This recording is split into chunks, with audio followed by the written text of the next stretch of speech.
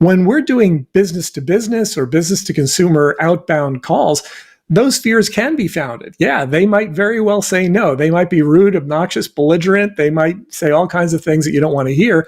So that's all true. That could happen. One of the things that helped me a lot, though, is recognizing that we're not doing it for them.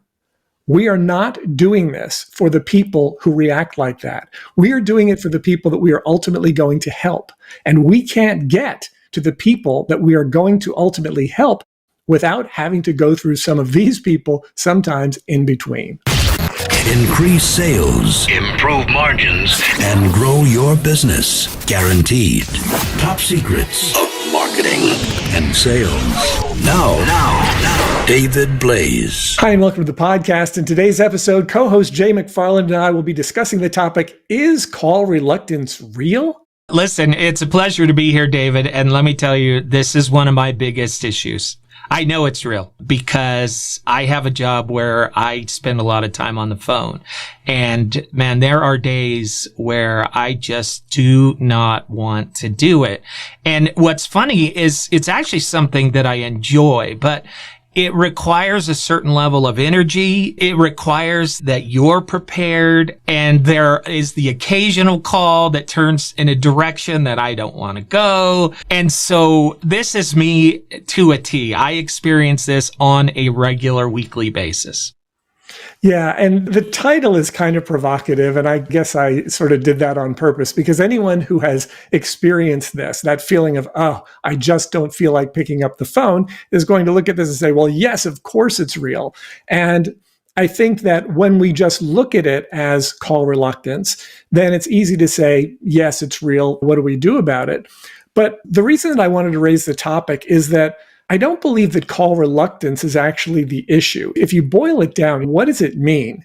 And when I did this for myself and for other people who were struggling with it, it all really just boils down to fear, right? It's some type of fear. It's not that we're really afraid of picking up the phone. That's the easy part. It's not that we're afraid of dialing. That's the easy part. It's about what's going to happen next. It's about that unknown. And I think that's what people struggle with without even realizing that that's what they're struggling with. Yeah. So, I mean, for me, fear of rejection, fear of the no. And I mentioned fear of the negative experience, the guy who's asking the questions that I can't answer or wants to spend 2 hours on the phone and I only have 20 minutes for him or those kind of things. You're right. It's all born out of fear.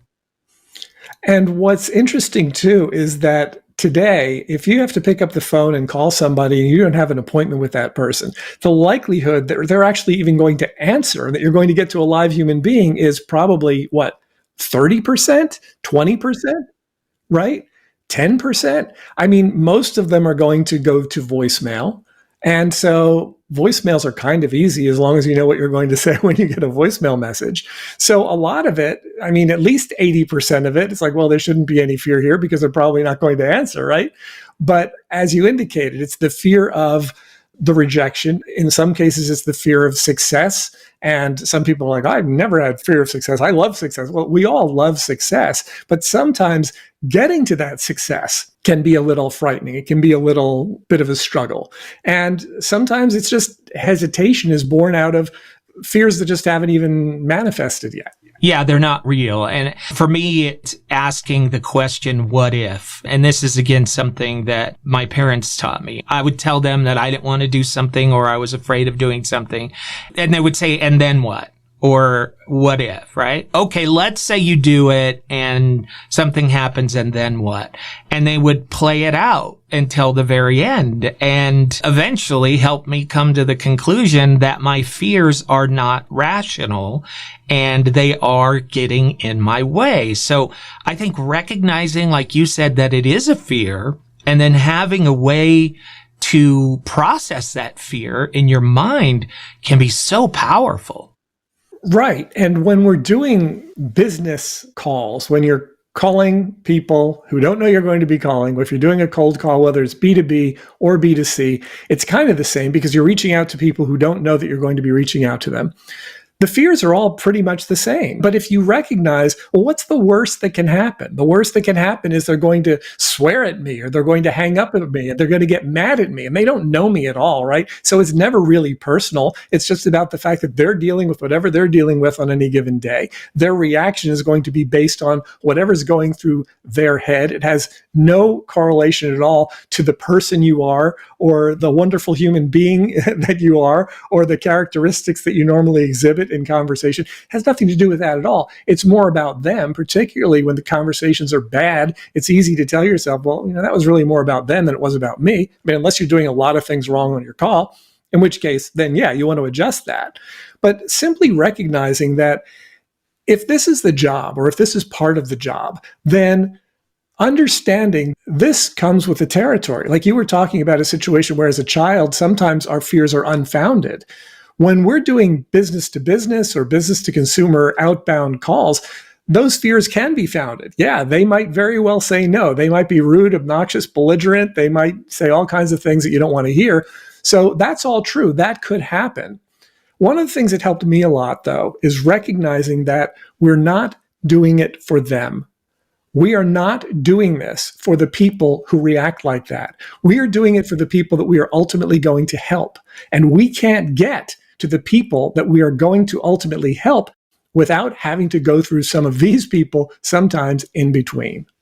Yeah, that is valuable. And I don't know, I've been talking about my family a lot in the last couple of podcasts, but my father was in sales his whole life, and he taught me what he does for success.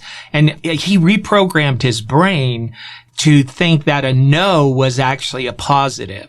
And he knew his close percentage, and he knew that each no brought him closer to the yes, and that it also took somebody off of his list. Okay, that's somebody I don't need to call back because they treated me like crap. So boom, they're off the list. Fantastic. I don't have to worry about them. I can now move on to the next person.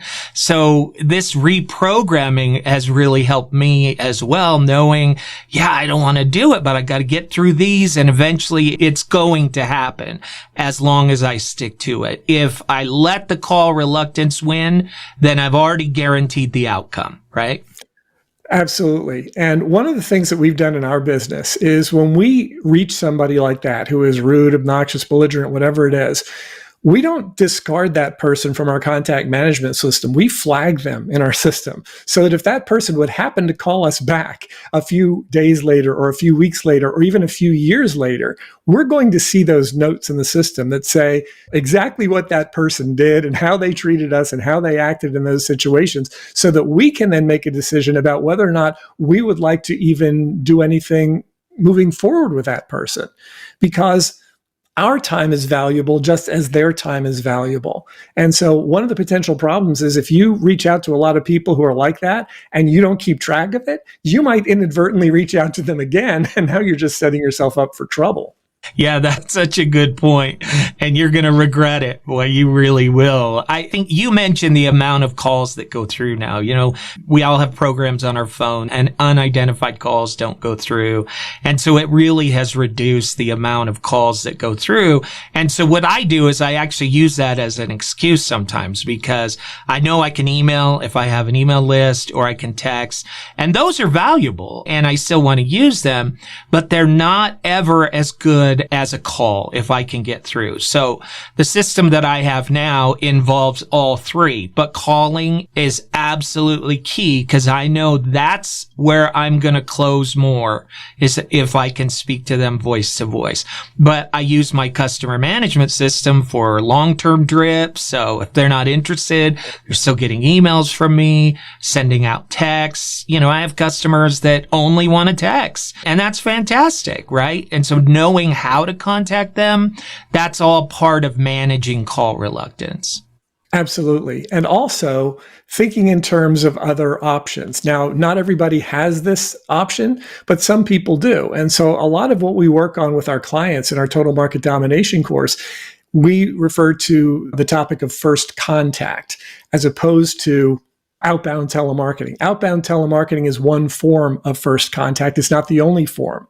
And for people who are great at it, Obviously, they can and should continue to do it. For people who really struggle with it and it's just not a good fit for them, you should recognize, too, there are other ways you can initiate contact with people that don't involve simply picking up a phone. So I want to differentiate again, because not everybody has that option. But for those who do have an option, if you've been struggling with call reluctance, but you have the option to be able to initiate other forms of first contact, perhaps just looking at that could alleviate the problem, because there are ways you can initiate contact with a new prospect that could actually get them to call you. And those calls are a lot easier. When they're calling you and asking you questions, it's a lot easier to deal with a call like that than if you're calling them and trying to convince them about why they should talk to you. Yeah, absolutely. Such a great point. And for me, I don't want the direct call. You're going to go right to voicemail if I don't know you.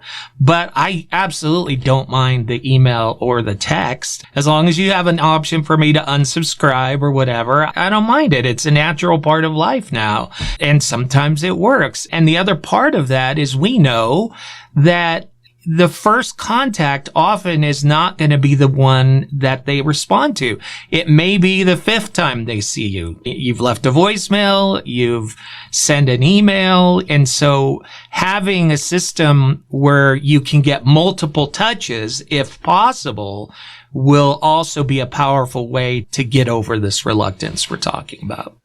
Right. And when you are able to sequence those communications and think in terms of what message goes into each of those sequences, where the next message may reference the previous one. So it's a series of communications that are along the same lines, but it's not just saying the same thing. It's not like a kid in the backseat of the car saying, "Are we there yet?" 500 times on the way to a destination that is 7 miles away, right? It's coming up with different ways to phrase the message to let them know and to present some of the benefits so that they would be more likely to respond to you, whether it is a phone call or an email or a text or however it is that you're communicating with them. Yeah, and I think if you can add some kind of value in whatever you're sending, that really helps. How can people find out more?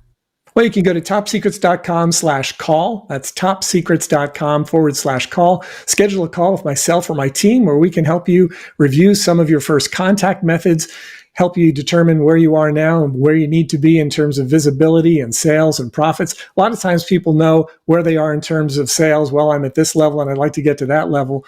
But they don't recognize that their visibility is kind of off the chart for a lot of the people who could potentially buy from them. So simply having these conversations will help you to identify key areas of your business where you can change a very small thing and get great results. So schedule a call. We'd love to have the conversation. Look forward to talking with you. As always, David, it's great having these discussions with you. Thanks a lot, Jay. Increase sales, improve margins, and grow your business guaranteed. Top Secrets. TopSecrets.com.